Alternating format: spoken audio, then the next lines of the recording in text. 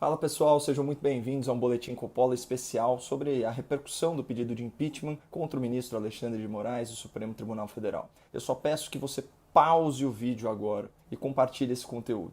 Eu tenho fundadas razões para acreditar que eu estou prestes a ser censurado pelo STF, investigado pela Polícia Federal e até preso arbitrariamente. Até o final do vídeo vocês vão entender por que eu estou correndo esses riscos e eu conto com vocês para divulgar essa informação, porque a verdade é a nossa única arma. Anteontem, 22 de março, a Folha de São Paulo, que vive publicando informações falsas aí a meu respeito, quebrou o seu silêncio constrangedor e se manifestou sobre o abaixo-assinado pela análise do pedido de impeachment contra o ministro Alexandre de Moraes. Para surpresa de ninguém, a Folha ficou do lado errado e publicou uma coluna difamatória contra mim, disfarçadamente defendendo a conduta do ministro Alexandre de Moraes, que é um carrasco da liberdade de expressão no tribunal, e chegou ao cúmulo de censurar a matéria da imprensa no âmbito do inquérito das fake news. Eis o título do texto assinado por Mônica Bergamo. Juristas e advogados defendem Alexandre de Moraes contra ataques de Caio Coppola, da CNN. O comentarista tem feito mobilização pelo impeachment do magistrado. Vamos começar com algumas observações preliminares. À exceção da Rádio Jovem Pan e do site O Antagonista, nenhum dos grandes grupos de comunicação noticiou o abaixo-assinado, que reuniu a maior quantidade de assinaturas da história recente em tempo recorde.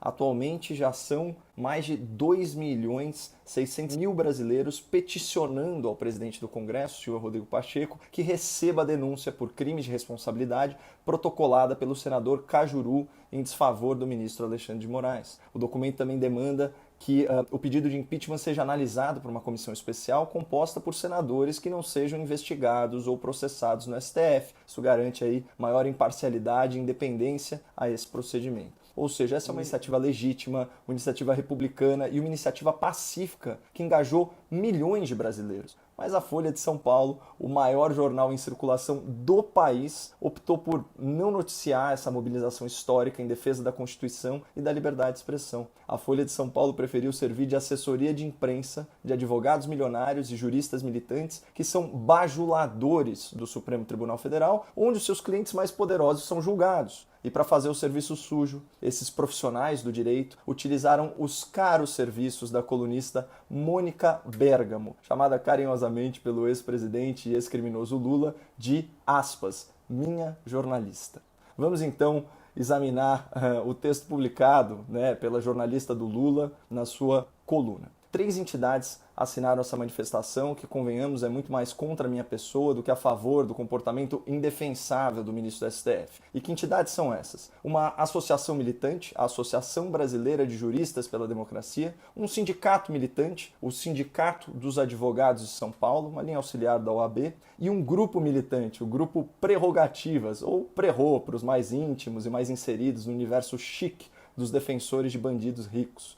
Vamos começar pelo grupo Prerrogativas, que conta com a colaboração ilustre dos meus antigos colegas debatedores da CNN Brasil, a doutora Gabriela Prioli, o doutor Augusto de Arruda Botelho, o doutor Marcelo Feller e o doutor Bruno Salles, aqui citados na ordem em que apareceram na minha vida. O blog do grupo é bem claro.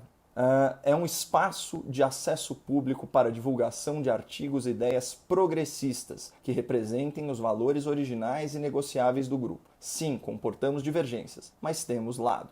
Olha, eu acho louvável que o grupo admita o seu viés político, mas a jornalista Thaís Oyama, também do UOL, descreveu o grupo Prerrogativas de uma outra forma. É a fina flor dos advogados criminalistas do país, daqueles que só topam se sentar para conversar a partir de 7 dígitos, ou seja, mais de R$1 milhão. Causídicos das bancas de ouro, quase todos eles têm clientes pendurados na Lava Jato. Portanto, o grupo Prerrogativas é essencialmente formado por advogados progressistas que atendem corruptos milionários. O que não é ilegal, mas coloca essa turma toda contra mim, porque eu sou um defensor da Operação Lava Jato, um divulgador do combate à corrupção e um crítico feroz da impunidade penal. Não tem jeito, pessoal. Para um advogado de corrupto, eu sempre vou ser uma pedra no sapato, porque eu conscientizo a opinião pública sobre as vantagens que a lei e os tribunais oferecem aos criminosos. Mas vamos para a próxima entidade que assina esse documento de veemente repúdio à minha pessoa, que é o Sindicato dos Advogados de São Paulo, o SASP. Esse sindicato é como se fosse um puxadinho radicalizado da OAB. Vejam como eles próprios se descrevem em seu site oficial. Aspas. Uma ampla união de advogados com o objetivo central de resistência ao projeto neoliberal que se legitime pela justiça social. Mas entre os meus detratores, a entidade mais partidarizada de todas é a tal Associação Brasileira de Juristas pela Democracia, ABJD, que nasceu de uma frente de juristas formada para denunciar o golpe, ou seja, o impeachment constitucional da senhora Dilma Rousseff, reconhecido pelo próprio STF. Vejam esses trechos de uma nota oficial publicada por essa associação. Aspas. A prisão sem provas do ex-presidente Lula, orientada unicamente pelo desejo de excluí-lo das urnas em 2018. Setores do judiciário são aliados de classe do bloco histórico dominante que promoveu o golpe e está implantando a agenda neoliberal no Brasil. Vocês perceberam o perfil de quem me ataca gratuitamente, de quem se opõe ao abaixo-assinado pela análise do pedido de impeachment contra o ministro do STF? Resumindo, a gente tem a jornalista queridinha do Lula, num jornal militante, divulgando uma manifestação assinada por um grupo de advogados progressistas que presta serviço a corruptos milionários da Lava Jato, por um sindicato formado com o ideal de resistência ao liberalismo e por uma associação que se formou como um braço do governo petista no universo do direito.